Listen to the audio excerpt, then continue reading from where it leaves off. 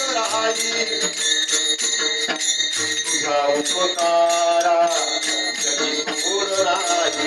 मला तुम्ही सांगा, तुम्हाला खायला प्यायला यायला दिलं कोणी?